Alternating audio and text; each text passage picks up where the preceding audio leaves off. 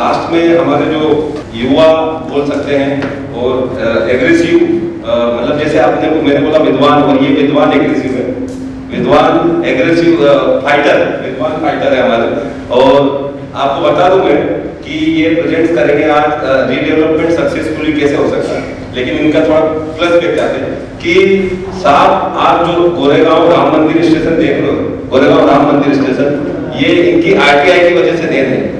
ये सालों जब स्टेशन नहीं बनता है, इनके प्रयासों से हुआ है। आरटीआई की जो विनोद जी ने कहा, आरटीआई की बड़ी ताकत होती है। ये आरटीआई एक्टिविस्ट सुलेमान तिवारी साहब ट्विटर, सोशल मीडिया और तमाम मीडिया के माध्यम से उन्होंने जगाया और सरकार को मजबूर किया, और जल्दी से जल्दी ये जो राम मंदिर स्टेशन देख रहे हो ओसिवरा जिसका नाम था, वो इनकी देन है, इनके प्रयासों से। आरटीआई में बहुत बड़ी ताकत होती है। हमारे हरिराम चौधरी जी डेली आरटीआई के लिए समर्पित है और फ्री ऑफ चार्ज करते हैं। तो आगे बढ़ते हुए दोस्तों, सिटीजन जस्टिस फोरम के कर्ता धर्ता सुलेमान तिवारी अभी प्रोफेशनल्स रीडेवलपमेंट तमाम रेरा वगैरह पे झंडे गाड़ रहे हैं, हैदराबाद कोर्ट हो, हाई कोर्ट हो, मुंबई, हर जगह। तो मैं यही कहूँगा उनको इनवाइट करने के लिए, लाइन बोलूँगा कि उनके लिए परफेक्ट लाइन मैच है, उनके उज्जवल भविष्य के लिए भी हम सबकी तरफ से, कि मेरे हौसले को अपनी सोच से नापने की कोशिश न कर, मेरे हौसले को अपनी सोच से नापने की कोशिश न कर। जहाँ तुम खत्म होते हैं वहाँ हम शुरू होते हैं, जहाँ तुम खत्म होते हैं वहाँ हम शुरू होते हैं। और अब हम उनको इनवाइट कर रहे हैं को शुरू करने के लिए। Please welcome Suleman Tiwari. अच्छा, ये सिटीजन जस्टिस फोरम है, दैट इज एम्पावरिंग सिटीजन। जिस तरह से रमेश प्रभु भी मेहनत करते हैं, आपकी नॉलेज बढ़ाते हैं, तो we empower citizens about their fundamental rights which is given to you by the constitution of India. और बहुत से बात हमें ये पता नहीं रहता है कि हमारे क्या राइट्स हैं, राइट।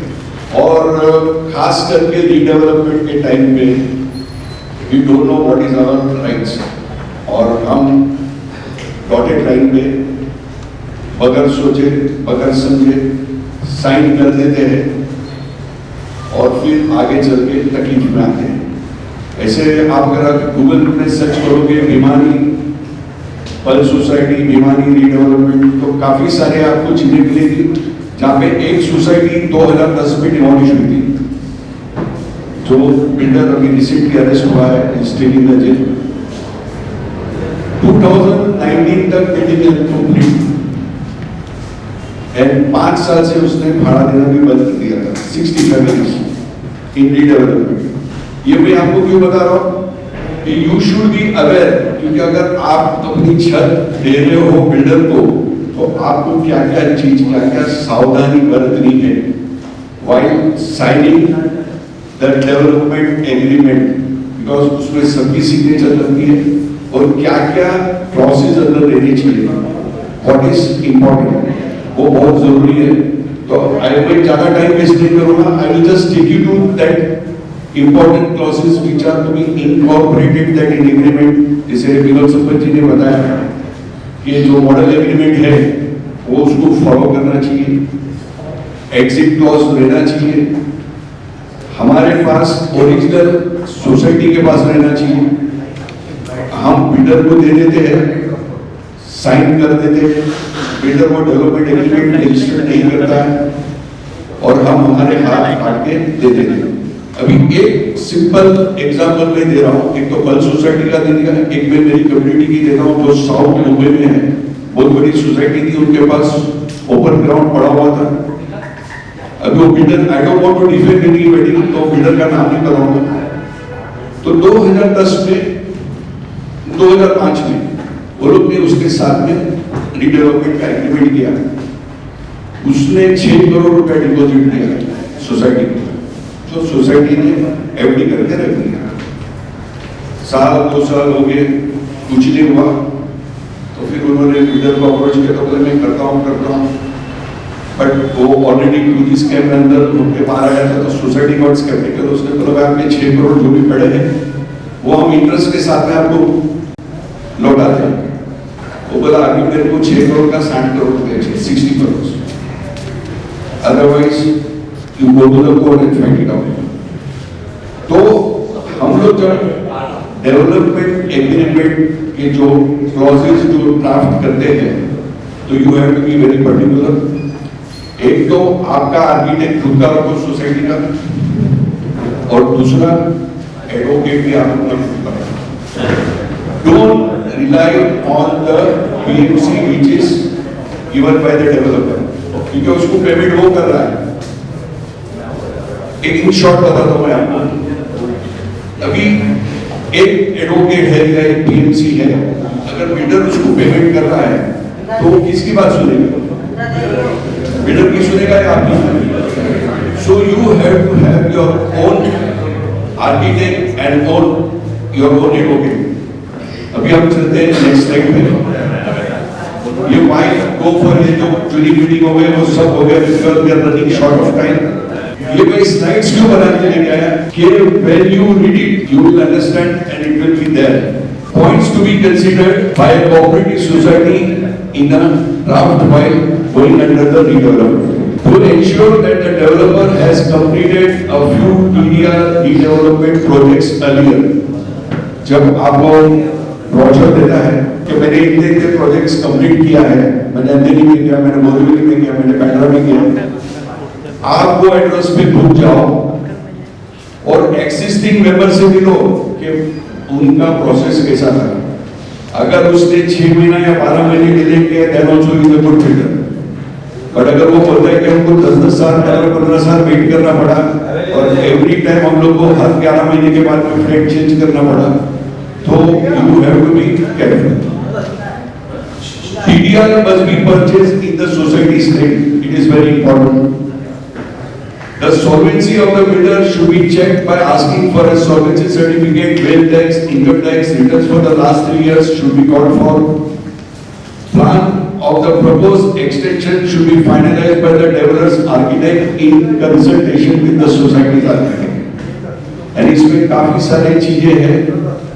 मेरी एक शॉप है 4 बंगला में, वहां पे बिल्डर ने उस सोसाइटी ऑफिस भेज डाला, फिर जो बिल्डिंग के बीच में जो पोर्शन देता है, चौक जिसको बोलते हैं, जहाँ से ड्रेनेज पाइप आते हैं, उसमें उसने एक छपरा डाल दिया और बोला दिस इज सोसाइटी ऑफिस। और वो टाइम में जो कमिटी मेंबर थे उसके साथ ने उसने 15 लीज कर दिया, टेरेस लीज पे ले लिया, साल का 1 लाख रुपया भाड़ा देता है और वो खुद दे दिया भाड़े पे मोबाइल टावर को, और वो 20 लाख रुपया कमाता है। तो ये सब चीज आप हाथ काट के बिल्डर को देने के बजाय you have to ponder on these things before signing on the dotted lines. The solvency, you have to ask them, and listen to me. Here we are not debating. I am giving you the final points for your betterment, and you can approach your chartered accountant or you can approach CA Ramesh Prabhu to check whether the bidder is worth going in for property. Because if the balance sheet is bleeding, उसने सब जगह से loan ले लिया है, तो आपका भी प्रोजेक्ट है जो आपको भी फंसाएगा और कुछ भी कुछ नहीं करेगा। तो उसका नेटवर्क चेक करना है, तो दैट एरिंग या तो वो जो भी देगा solvency certificate that has to be verified by your chartered accountant और you can come to management. See, there are 2 things. One, net worth certificate given by chartered accountant. Second, solvency certificate is given by the bank. उसका banker issue का, builders का bankers issue दी solvency certificate. Builder ने solvency certificate देना वो मना कर रहा है। नहीं ठीक है ना, that was your call. Who's forcing you to go with that builder? You have to be have your own this thing. अगर वो देने को मना कर रहा है तो उसको see you are not getting married to him, right? जो नहीं भी दे रहा चलो अपने को निभाने का है, ये सास बहू का नहीं है रिश्ता, right? Development agreement should be registered. क्योंकि अभी वो सोसाइटी मेंबर वाले आए नहीं, जो वर्सोवा की एक सोसाइटी मेरे पास आई है, दिसंबर में वो लोग ने 100% साइन करके दे दिए थे। सोसाइटी वाले मेरे पास आए थे, मैंने उसमें काफी चेंजेस किए, लेकिन जब बिल्डर ने प्रिंट आउट निकाला तो मेरे जितने भी क्लॉजेस थे वो सब निकाल दिया और सोसाइटी ने उसको साइन करके दे दिया। और एग्रीमेंट में एक क्लॉज था कि by signing he will deposit, the builder will deposit 20 lakh rupees in society's account, वो क्लॉज उसने निकाल दिया। मतलब builder will give 20 lakh rupees, कब देगा क्या देगा वो कोई मेंशन नहीं था। अब वो बिल्डर के पास में जो 1-1.5 करोड़ रुपया जो डेवलपमेंट एग्रीमेंट रजिस्टर करने के टाइम पे था, वो पैसा नहीं था। आज की तारीख में, अभी ये 4 तारीख है, वो that was the last date, अभी तक बिल्डर ने ना रजिस्टर्ड किया है ना स्टैंप ड्यूटी भरा है। सो ये सब चीज आप, और जब बिल्डर को आपसे काम कराना है, स्पेशली जब डेवलपमेंट एग्रीमेंट करने का है, he will be very sweet, आपके पास हाथ जोड़ के आएगा, सब कुछ करने के लिए तैयार हो जाएगा। लेकिन जो दिन आपने डेवलपमेंट सिग्नेचर करके दे दिया, उसके बाद में उसका बिहेवियर टोटली चेंज हो जाता है। या clauses should be introduced in the agreement which read as under, notwithstanding anything contained to the contrary to the agreement is executed, and as is by this basis the society should make it a point to emphasize that it is not their responsibility to obtain the consent of each and every member, however they will support the bidder in such issues. Normally क्या होता है कि आप लोग, builder आता है 20 लाख 25 लाख 50 लाख दे देते हैं, सोसाइटी को बोले हम एमओयू कर लेते हैं, और बाद में हम सोसाइटी का हर मेंबर का कंसेंट ले लेते हैं। एक बार आपने एमओयू साइन कर दिया, फिर बिल्डर बोलेगा कि तुम ये मेंबर के पास से ये लेके आओ, ये मेंबर के पास से वो लेके आओ, and he will make your life miserable. और सबसे पहली इंपॉर्टेंट बात, जब तक सोसाइटी का नाम प्रॉपर्टी कार्ड में नहीं है, तो बिल्डर के साथ में आप कोई एग्रीमेंट मत करो, क्योंकि अभी बीएमसी का जो है वो ऑनलाइन हो गया। सो until and unless the name is not reflected in the property card, the builder cannot put the proposal for approval. तो अगर प्रॉपर्टी कार्ड में नाम नहीं है, तो बिल्डर अपना प्लान सबमिट नहीं कर सकता है। तो सबसे पहला प्रॉपर्टी का कार्ड नाम कभी होगा जब आप कन्वेंस करोगे, आइदर डीम कन्वेंस और कंज्यूमर कन्वेंस।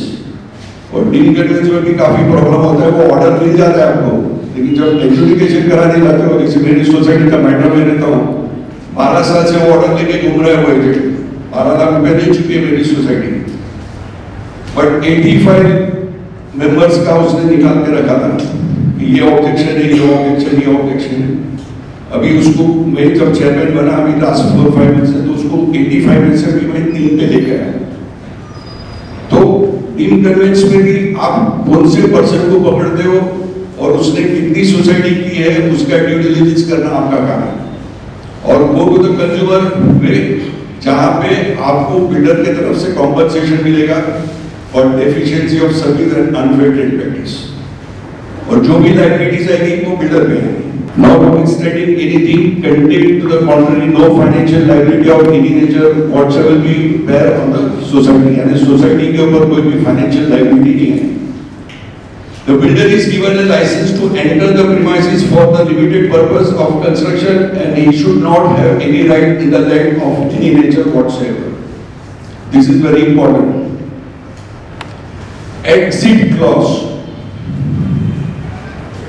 ये कोई बिल्डर एग्री नहीं करेगा, but you have to make sure कि भाई इफ यू आर राइट, तू 3 साल के बदले में 4 साल ले ले, तू पर चार्ज भी करेगा, लेकिन we want the exit clause.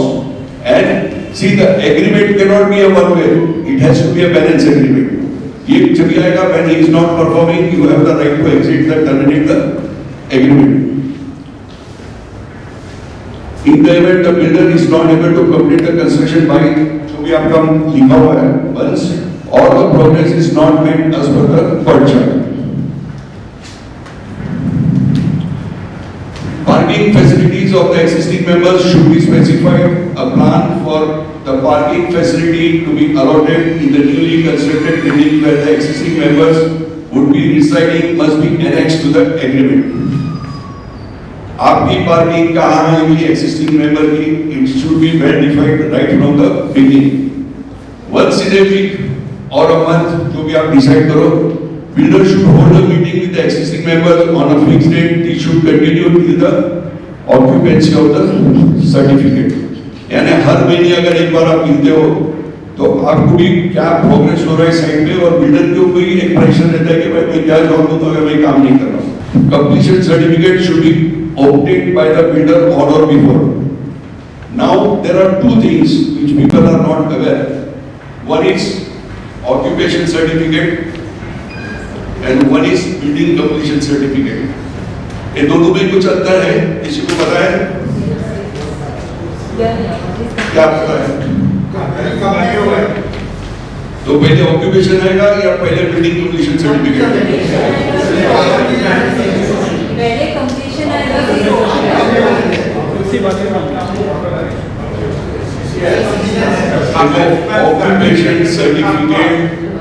Occupation certificate पहले आएगा और बिल्डिंग कंप्लीशन सर्टिफिकेट उसके बाद में आएगा. So you have to make sure that he gets the building completion certificate also. ये तो बोलेगा मैं वो सिला के दे दिया, मेरी जिम्मेदारी खत्म हो गई. नहीं, he has to obtain the building completion certificate. and अगर बिल्डिंग उसने बना दिया और ऑक्यूपेशन सर्टिफिकेट मैनेज भी कर लिया by giving undertaking के भाई 2 महीने में पानी आ जाएगा, ये आ जाएगा, वो आ जाएगा, और बिल्डिंग का कंपाउंड बाकी है या क्लब हाउस बाकी है, तो वो सब बिल्डिंग कंप्लीशन सर्टिफिकेट में आएगा कि as per the layout he has completed. So OC plus BCC.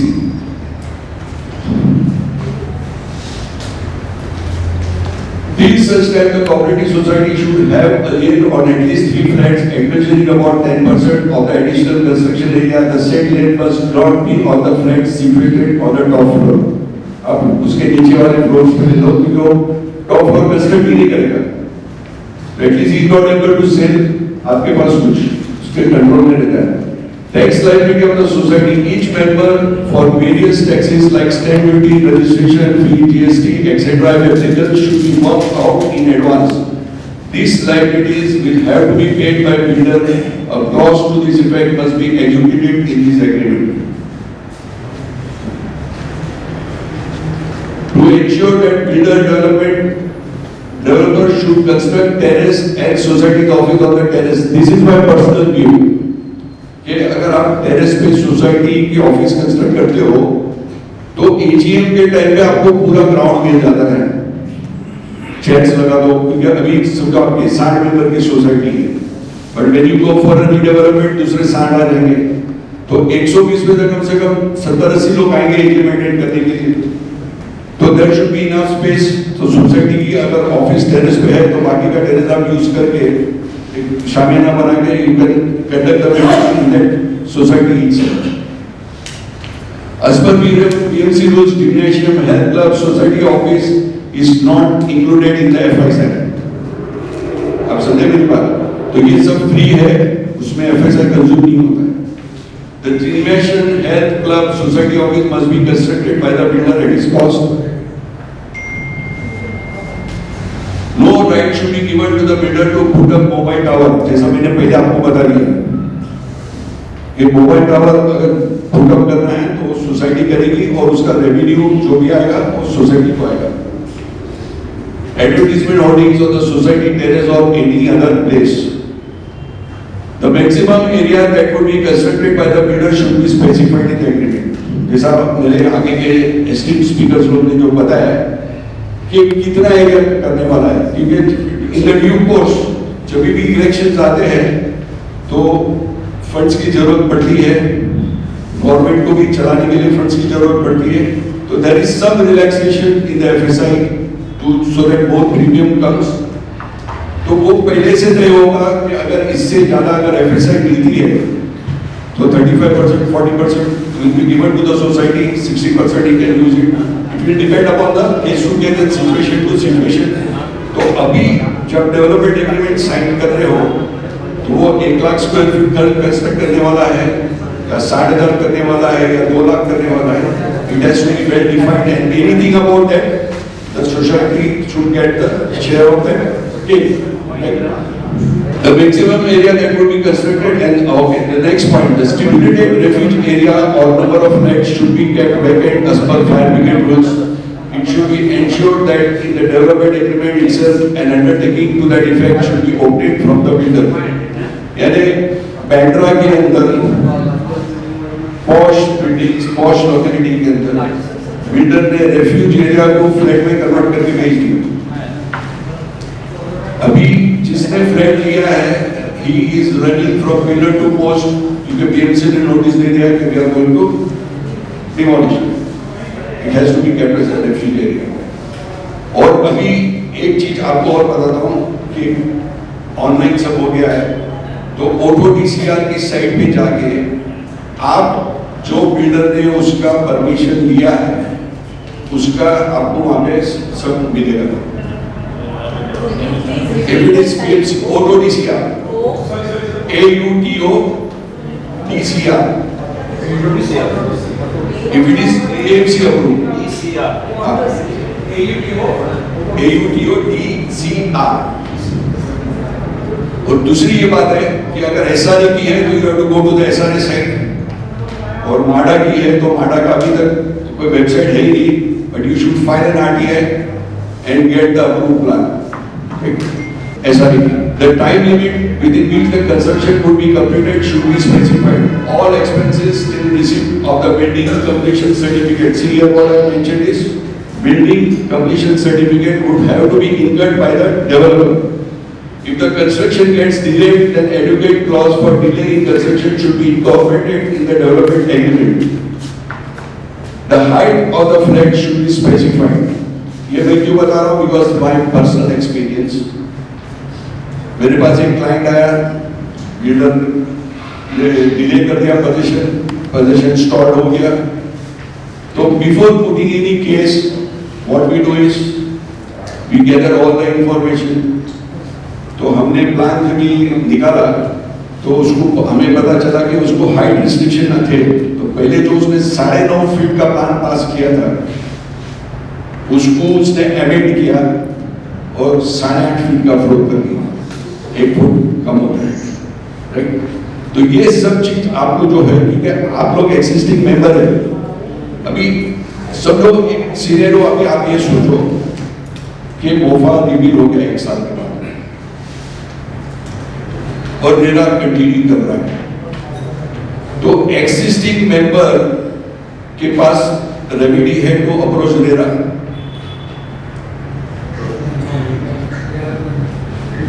The existing member cannot approach RERA. It is only the allottees as per the definition जो cell component में है. तो आपके पास option क्या बचेगा? एक तो आपका एग्रीमेंट स्ट्रॉन्ग रहना चाहिए and then you can go to the consumer court. The existing member, as per my experience, if they go to the consumer court, it is very helpful. एक चीज मैं बता दूं, what is the difference between the RERA and the consumer court?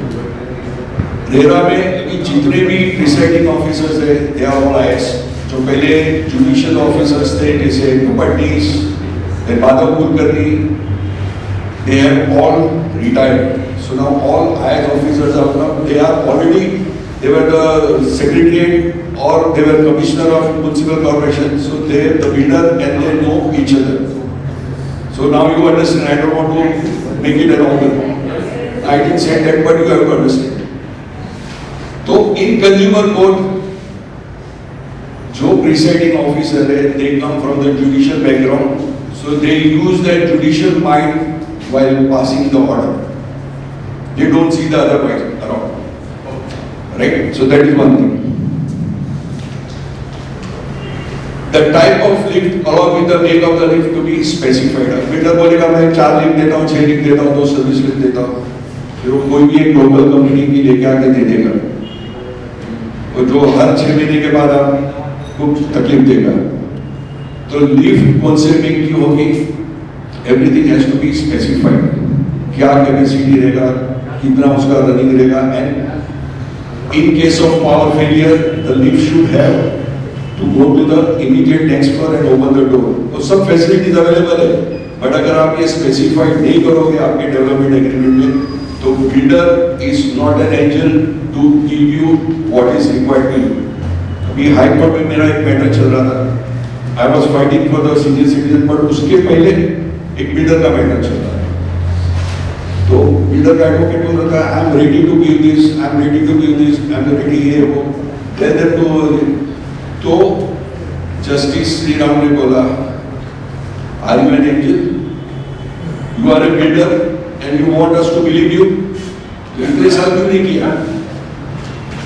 Right? So these are the practical things, क्योंकि अगर आप redevelopment में दे रहे हो तो आप अपनी छत जो है वो दे रहे हो बिल्डर को. So you have to be very careful while choosing the bidder and drafting your development agreement. Points to be considered by a cooperative society draft while going under the redevelopment. एक तो specifications. आपके जितने भी है specifications, like I'll start, lift make और capacity तो मैंने आपको पहले बता दिया.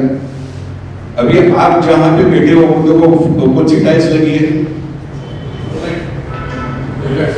It's a granite, right? Granite 2x1. तो अभी आप खाली ये सोचो कि अगर आपको नए फ्लैट में जाने का है, राइट? या तो आप फ्लैट रिनोवेट करने वाले हो, तो what quality will prefer? Windows की सीरीज क्या होगी? 3-4 इंच की होगी, 1.25 की होगी, हिंडल्को का होगा, नेशनल एल्यूमिनियम का होगा. Everything you specified. हॉल में ये टाइल्स लगेगी, किचन में ये लगेगी, बाथरूम में ये लगेगी, लॉबी की हाइट क्या होगी, लॉबी में टाइल्स क्या लगेगी, everything has to be specified. Don't leave anything for a chance, क्योंकि जहां बिल्डर को पता चलेगा कि अभी there you are not fighting for और स्ट्रेटिंग फॉर योर राइट, तो बोलेगा इनको तो चलता है, लगा के चुना लगा के निकल जाओ. So that should not happen. तो ये मैंने जितने भी लिखा है, जैसे wires, doors, Windows, bathroom fittings and specially RCC strength, क्योंकि पहले जमाने की हमारी जो बिल्डिंग है ब्लैक सिस्टम, एक तो 70s में बनी थी जहाँ पे सीमेंट का शॉर्टेज था. तभी वाइल कास्टिंग द स्लैब जो वाइब्रेटर यूज होना चाहिए था वो नहीं हुआ, तो देना हनी कैप एयर कैप्स है उसके अंदर. बट अभी आरएमसी यूज करते हैं, तो आरएमसी में भी they use fly ash to save on cement. तो वो सब उसके अंदर आना चाहिए कि अगर आरसीसी आप यूज करते हो, लाफार्ज की करते हो, एसीसी की करते हो, जिसकी भी करते हो, तो उसमें फ्लाई ऐश का कंपोनेंट कितना रहेगा, परसेंटेज कितना रहेगा, एग्रीगेट, सैंड, सीमेंट, वाटर, ये सब चीज has to be specified right from the beginning and right from the footing से लेके या बेसमेंट से लेके to the top floor. Water underground storage की कैपेसिटी क्या होगी, फायर फाइटिंग अलार्म्स है उसके अंदर, फायर फाइटिंग सिस्टम है कि नहीं, everything has to be specified. So you have to give a proper time to this before signing this agreement. ये बहुत ही इंपॉर्टेंट चीज है. Original papers will not be kept by the developers. A copy of the papers received from the government authorities as well as the reply given to various authorities will be given to the society within 3 days from the date of receipt of reply. आप एक बंदा रख लो, वो बोलेगा मुझे original वहाँ पे verify कराना है वेडिंग प्रपोजल पे. ओके, आपका बंदा जाएगा, मैनेजर वेरीफाई कराएगा और डॉक्यूमेंट आपके पास लेके आएगा. So it has to be in the custody of the society. Builder will not introduce any additional financial partners, nor will the builder transfer his right in the redevelopment project without the written consent of the society. This should be the part of your clause. Same type of material in all buildings, particularly the same component. And जो facilities, amenities उस same component को दे रहा है, he should give the same amenities and facilities to the existing member.